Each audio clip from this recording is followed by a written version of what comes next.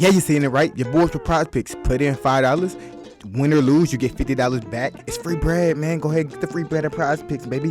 Use code CDotty when you making your account. CDotty. YouTube. What's good to it's your boy Crime Dotty.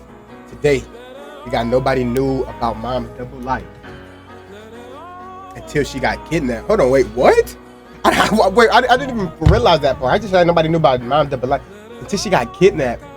Was her mom doing some crazy shit and then got kidnapped, or I don't know. We about to find out, bro. On the way 25,000. Crime Reacts is back. I'm feeling better, about on 75%. When I wake up, should be close to 85, 90. Then next day should be 100, man. On the way 25,000. Let's go ahead and get into it. Disturbing secret. On June 28th, 2007, single mother of 3, Paige Bergfeld, is hiding out in her car. Outside, a dangerous man is hunting her down. 3 hours later, Paige's daughter leaves her a frantic voicemail. Hey, Mom, you are really, really mean. You said you would be back by Lord Dark, and you haven't even been back. July 1st, they find her car on fire. Paige is nowhere to be found. Across America tonight, an intense search has turned up no sign of a missing mom. The FBI and state investigators have joined the case. It was incredible to see the turnout. This whole community got involved. But less than a week into the search, everything changes. It turns out Paige is living a double life, and as her secret gets out, disturbing rumors begin to spread. Don't say that she set up a kidnapping so she can run away with another nigga, bro. Don't tell me that, bro. Investigators say she was a mom who led a secret double life. People said horrible things like, why are we spending all this time looking for a dead? Nobody cared anymore because she was that sort of woman. At this because she was a hoe? point, everybody gave up on Paige, except her father. Alone, he moves to Grand Junction to continue the search, unaware that someone else is working just as hard to keep the truth buried. Where is my girl? She may be a 34-year-old woman, a mother of 3 children, but to me, she's just my little girl.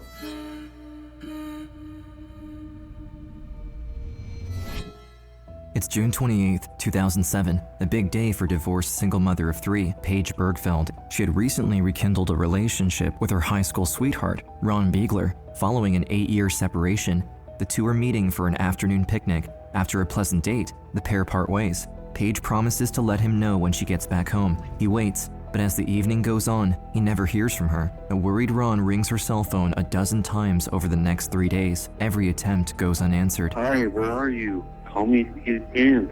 Getting worried about you. But it's when he calls her home number that he finally realizes something's wrong. At the other end of the line, 8-year-old Jess Dixon, Paige's daughter, picks up the phone. The little girl is seemingly upset with her mom for not coming home in the past 3 days. Jess and her 2 siblings had been left alone with their confused nanny this whole I thought they was there by herself. Confused nanny? whole time. Ron immediately reports Paige missing to the police, who then quickly gets in touch with her father, Frank Bergfeld. It took 3 days for the nanny not to the nanny didn't call the cops after the first night if the mom not coming back? The fuck? They'd gotten a cup of coffee at McDonald's and my cell phone rang. Caller identified himself as a deputy sheriff with the Mesa County Sheriff's Office. I can just tell you that is a moment that, you just never want to have. When you get a call like that, you realize how nobody gets trained for that moment. Frank doesn't waste a minute. He immediately takes his car and heads toward Grand Junction with his wife. They worry that something terrible might have happened. Looking at Paige's everyday routine, it's clear she lives a busy life, owning and operating 3 small businesses, leading a local mom support group, all while raising her 3 young children. How do you have time to be a hoe? Despite her chaotic life, she seemed to be thriving. She had even recently bought her ex-husband's half of the 3-story house they used to share. Nothing seems out of order, so why did she disappear? As Paige's parents arrive in Grand Junction, they meet with the police to organize a search effort. Although Paige is well known and respected in the community, that doesn't stop rumors from spreading after the media reports her disappearance. She's well known, but they don't know her, obviously. Some are quick to assume she abandoned her children, an idea Frank immediately dismisses. I said, if she's missing, you're involved in a crime. She would never have left her kids. But things take a turn for the worse on the second day of the investigation when a woman driving home from work calls 911. She doesn't know it yet, but she's just stumbled upon the charred remains of Paige's red Ford Focus. 911, this is Dusty. Where's your emergency? Hi, I'm at the corner of 23 and Logos, and there is a car on fire in the parking lot. Before we continue, we'd like to thank today's video sponsor, Delete Me. Support from partners like Delete Me, the #1 for hundreds of sites, and joindeleteme.com/unseen, code unseen. Thanks again to Delete Me for supporting this video. And now, back to the case of Paige Bergfeld. When Frank arrives at the scene the next morning, forensic investigators are already hard at work. They conclude that the fire was started on purpose. Someone first torched the driver's seat and let the... What type of fire damage is this? Nigga, y'all can damn near fix this car up, put that bitch back on the market. Flames engulfed the rest of the car. Never mind. Okay. Stashed in the glove compartment, investigators find Paige's planner, still intact. Upon further inspection, they see that the 3 days leading up to Paige's disappearance had been deliberately ripped out.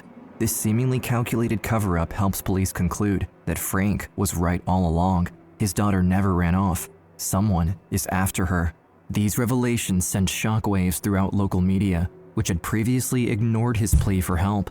Posing in front of the still smoking remains of his daughter's car, Frank asserts that he's still hopeful they'll find Paige alive, but cannot get to the end of the interview without tearing up in front of the camera. We were hopeful when we found the car things would fall into place, and maybe they will. You know, it occurred to me I hadn't cried in a long time. I've learned how to do that. I haven't cried in a minute too, man. I cried a little bit at my uncle's funeral 2 months ago. Like a couple tears dropped down, but like other than that, bro, I don't know why. Though. I really just don't know why. Later that afternoon, under the burning I used to cry a lot as a kid. 18-degree sun, over 200 people show up to look for Paige. In the next few days, people from all over Colorado crowd the mesa to join the effort. 4 days into the search, something new comes up. A trucker who stopped by the roadside on Highway 50 found some out-of-place litter in the bushes, a blank check under Paige's name. This changes everything. The search teams move up to the highway, and together, they find more of Paige's belongings, over 90 items, spread over 13 miles of road. It was an awful feeling of dread, thinking, how did this get here? Why is it here? What does it mean? Leaving a trace. The police meticulously catalog their findings, which include her checkbook, business cards, a driver's license, and a single high-heeled shoe. The trail of clues suggests something incredible. Paige must have deliberately left it behind for them to find. However, amongst all the items, something stands out, a business card for an adult service called Models Inc. The investigators are puzzled. Why would Paige leave them this clue? As they speak with some of her close friends, the mystery deepens. Paige's boyfriend mentions that she may have done some shady things to keep her house and provide for her 3 kids following her divorce. Hold on, the husband said shady things. Close friends. The mystery deepens. Paige's boyfriend mentions that she may have done some shady things to keep her house and provide for her 3 kids. What made you say that though? She may have. What made you think that? Because if you would have thought that, while y'all together, and I ain't gonna lie, nigga, she gotta go. But like, hey, you don't know. Following her divorce, her friends also add that he don't know though. Massage parlor as a side hustle. Investigate divorce. Her friends also add that she once worked at a massage parlor as a side hustle. Is it an undercover massage parlor? Them undercover massage parlors. That's them happy you get a happy ending type shit. That the one she work at? That's what it's looking like. That's what it's seeming like. Investigators eventually examine Paige's laptop, and that's when everything clicks into place. Paige was not merely dabbling in sex work, she was the owner and sole operator of a full-fledged escort service, the aforementioned Models Inc. Before long, the media inevitably finds out, exposing the truth for all to see. Investigators say she was a mom who led a secret double life, running her own She was the head of the Thoughts? escort service. She was the head honcho of the Thoughts? If you want to be a Thought, you got to tap in with her? She was doing what she had to do to... She didn't have to do it, bro. Please. Keep life as normal as possible for the children. As the weeks go... You don't have to do that. You choose to do that. To take the easy way out. You chose the easy route. Any girl can fucking... Any girl can...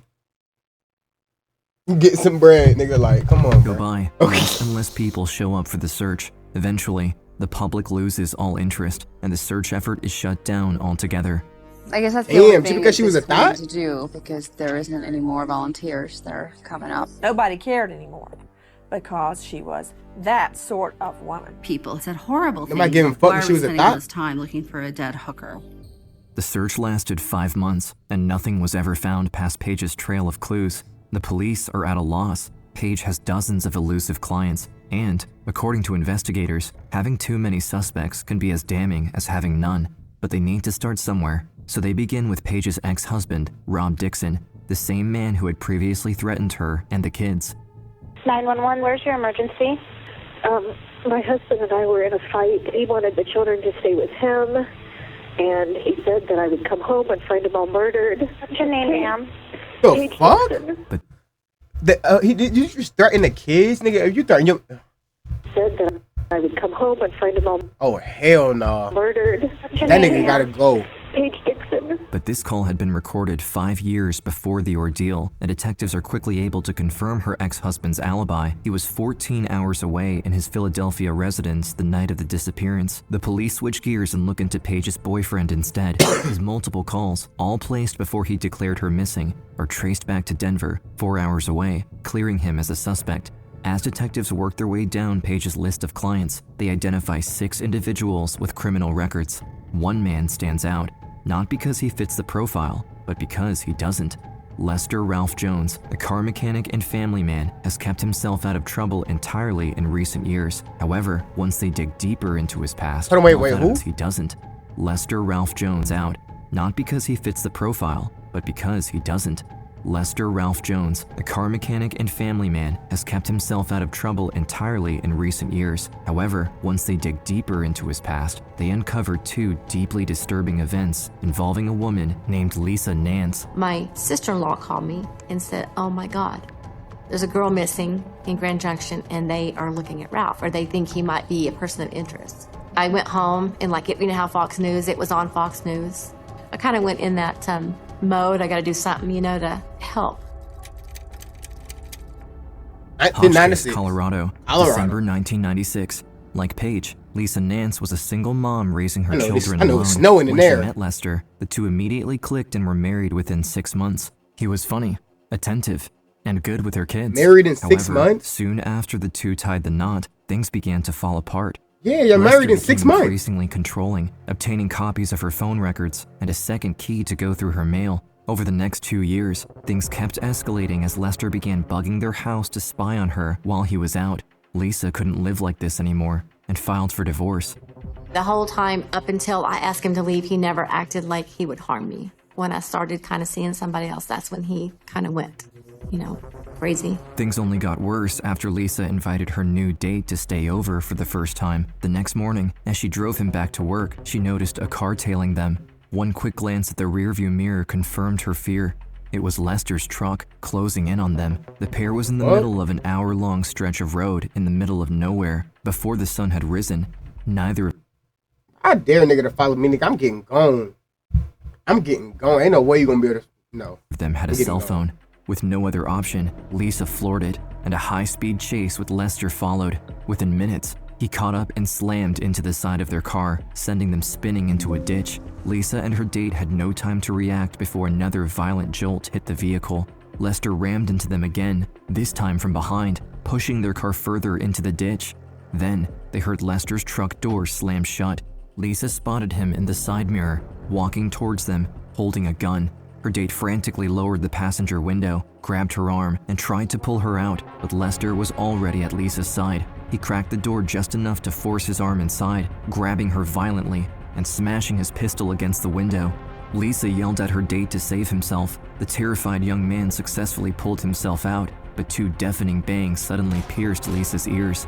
From afar, she saw her date's cap flying through the air, and then silence. For a few seconds, everything stopped. Lester dragged Lisa out of the car and threw her into his truck. From behind his windshield, she spotted her date's cap on the ground beside a trail of blood. But her fight wasn't over. Lisa tried to convince Lester to let her use a phone, that they couldn't leave her date to die in the desert, that she'd do anything, even. He shot her date Talking about save yourself. Oh, hell nah. See, look, I'm saying, bro, like, nah, man. I'm not dating no girl with no fucking ex, bro. Like, you gotta be, you had to be in a relationship for about a couple years. Like, good lord, nigga. He's telling you months later? No, is it months later, though? Is it? Get back with him if that's what he wanted. Against all But you odds, don't, either to way. her surprise, Lester pulled into a gas station, allowing her to make a single phone call. Realizing this was her only chance, she immediately called the police and begged the clerk to lock the doors. Cops were there in minutes, and Lester was arrested. Lisa's date. Lester, you are one of the dumbest niggas. I'm glad you're dumb, though. I'm glad you're dumb. But there's no way this nigga let her into the gas station by herself without following her in and just let her make a phone call? You thought she was just gonna get back in the car and I just gonna go off?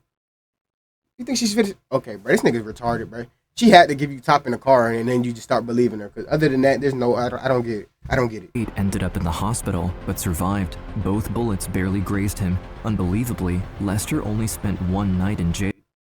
And you barely missed? Yeah, that nigga's he's a ass.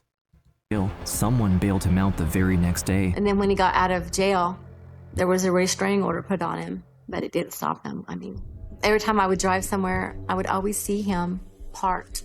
I don't know how he knew where I was at all the time, but he did. How do he get a restraint? How did he get off in one day off just trying to attempted murder?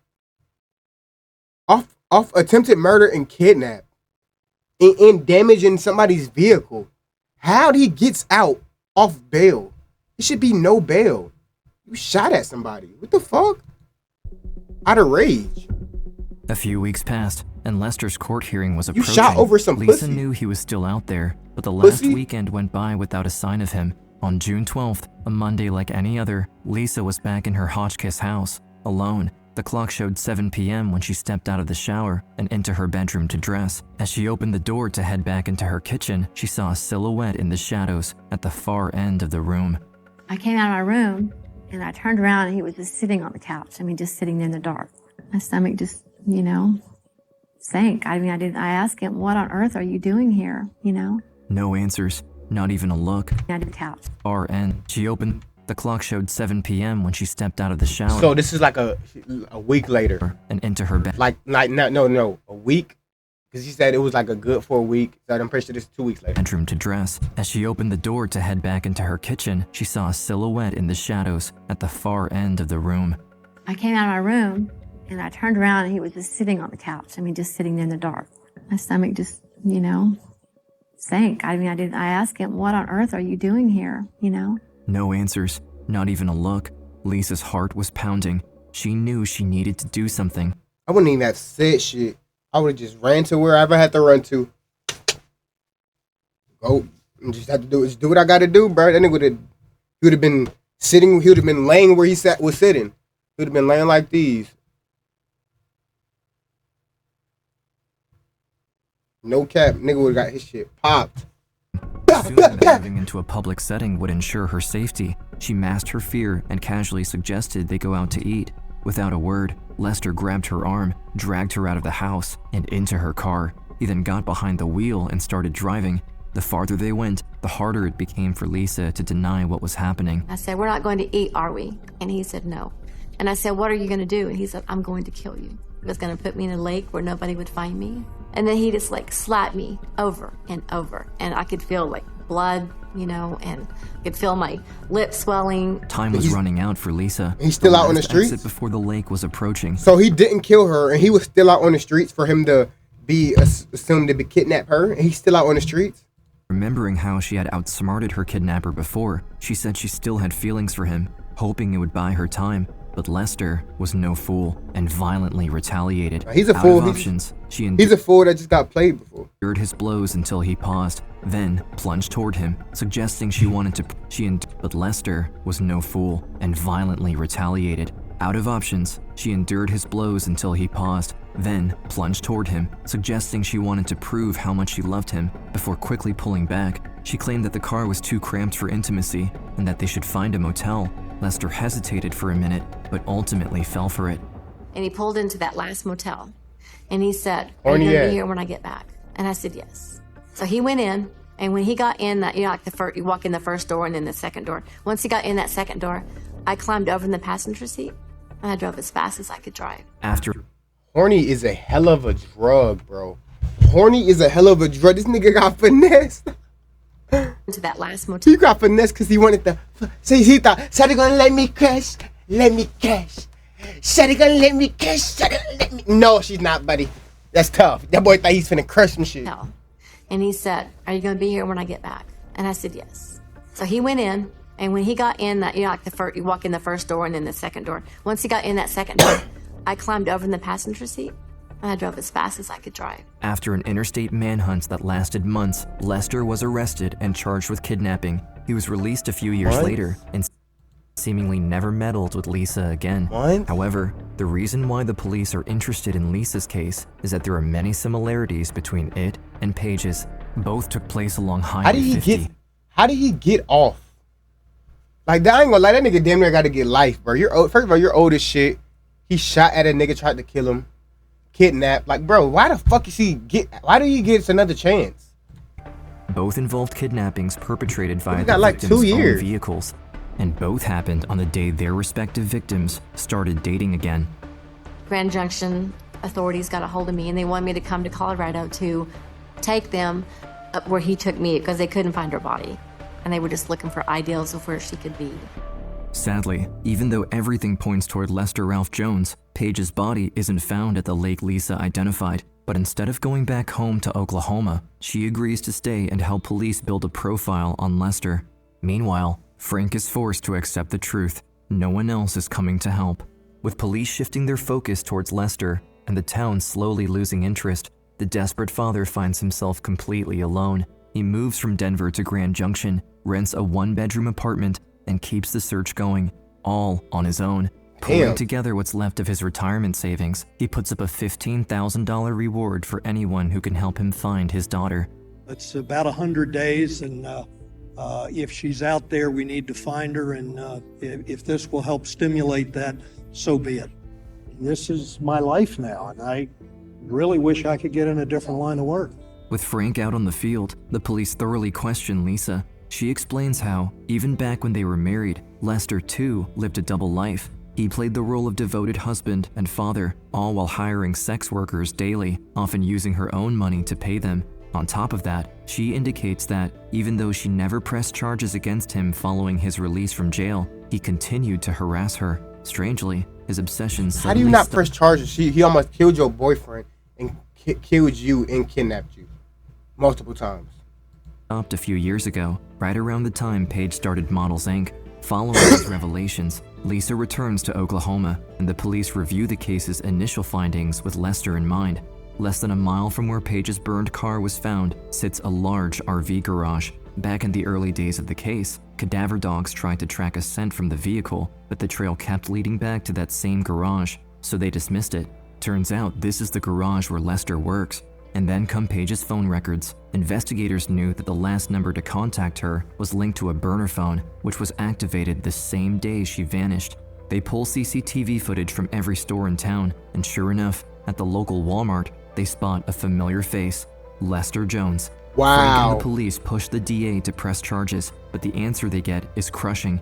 Quote, because the victim had a double life and had been lying to her entire family, a defense attorney could just claim she ran off with some rich client and was living on a beach in Brazil or something.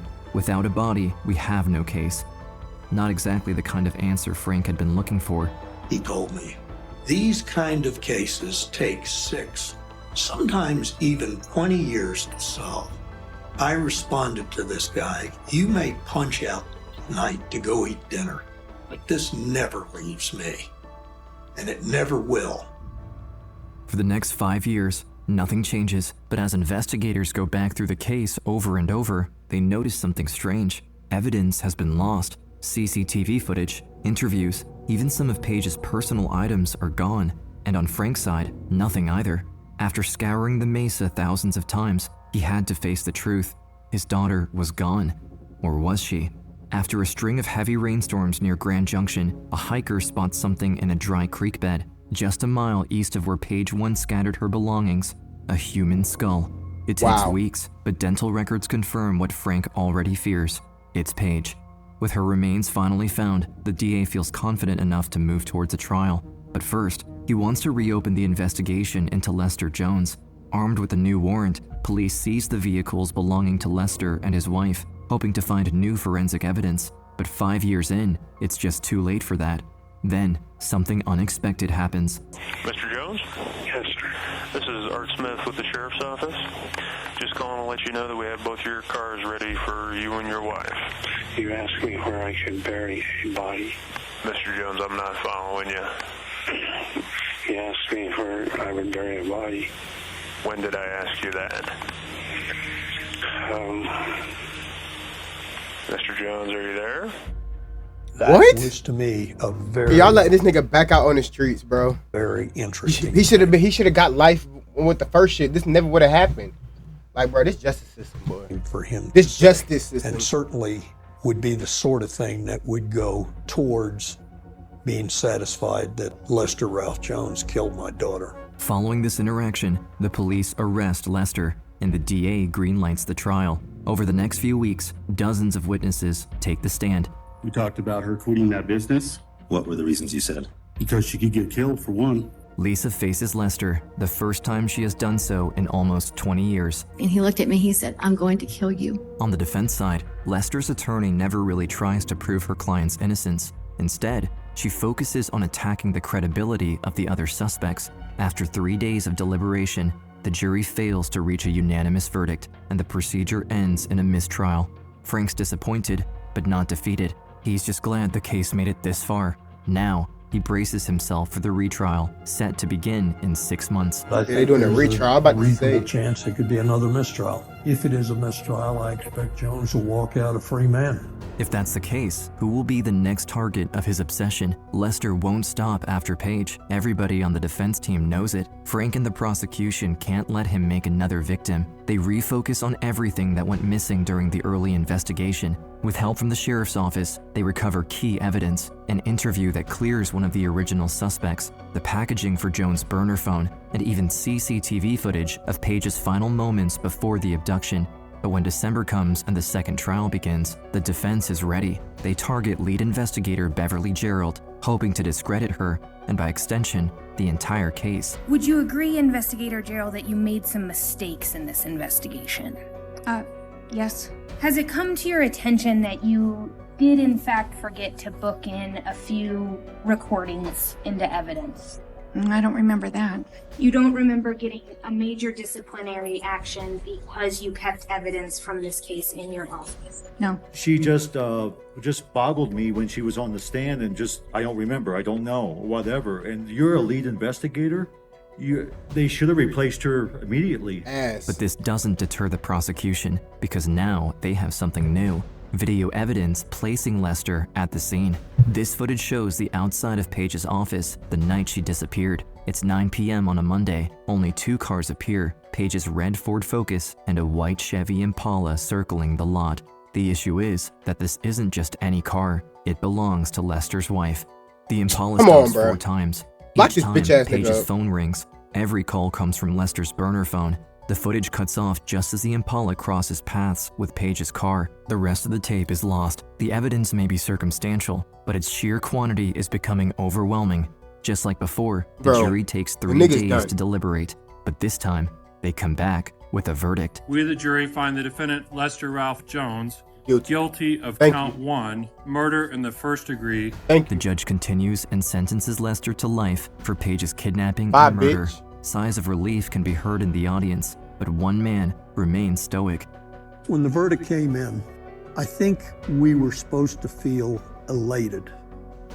Like the home team kicked the field goal with 2 seconds left. I wouldn't and feel we like just that, bro. won. And to be I'd honest, like, thank you. Like, get what he deserved and just move on. I didn't feel that. I feel you, A man. big word that always hangs over the room is closure. And I'm not sure. I'm not even streaming. You said that follow. Let's go. Come on, Young Thug is the GOAT. Frank's feelings are his own, but for Lisa, things are different. After nearly 2 decades of living in fear and battling survivor's guilt, she's finally able to turn the page. It was a closure for me when he was found guilty.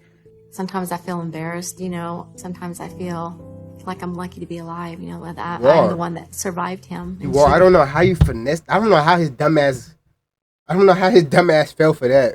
Oldest trick in the book. Oh yeah, thank you. She first of all, he just was slapping you. And first of all, nigga, you're ugly as shit. He just got done slapping her, beating her ass after he kidnapped her, and then she's all of a sudden you think she's horny to fuck you, my nigga, and wants to get a motel room, and you fall for it. You deserve to die in jail and get fucking raped, bitch.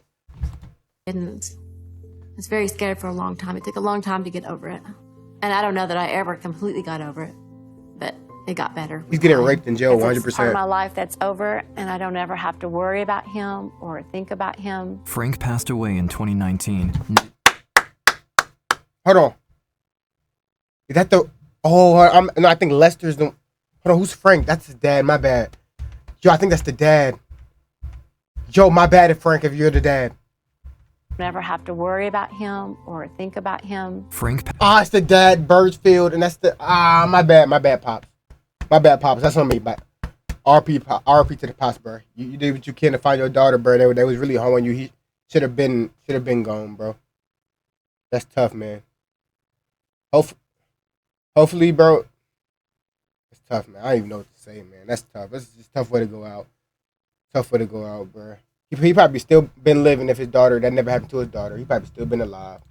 Passed away in 2019, never truly experiencing the closure so many seek in cases like this. No father should outlive his daughter, and this caused him and his wife immense suffering. Yet, Frank leaves a legacy that goes beyond this tragedy. When Paige was younger, he was her soccer coach, helped her with ballet class, and became the chief of her Girl Scout troop. He did everything to spend time with his precious daughter. Even though the last stretch of his life had been a difficult one, he successfully put the man responsible for her murder behind bars and was able to lay his daughter to rest before following her. As far as a legacy, remember Paige's smile. I guess I would call it radiant. In her obituary, it was said that she was so radiant it made the sun jealous. And I would think that would be, at least for me, what sticks with me.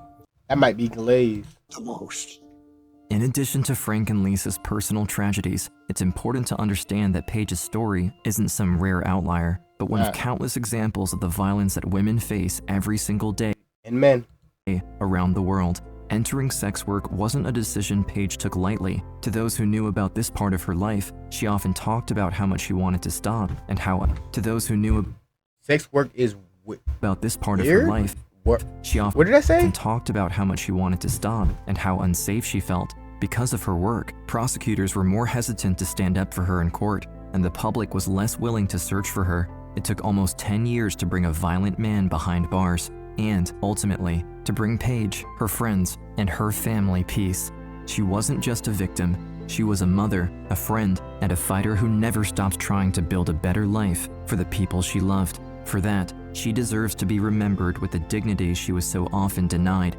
Paige's case reminds all of us that everyone, no matter their circumstances, deserves justice. That's tough, man. RP to the Pops. Fuck that nigga Lester. I hope you get brutally raped in jail. Brutally. With no consent. You don't even want it, but they force you. Bitch. Let me know something down below. On my 25,000, man. I'm out this bitch.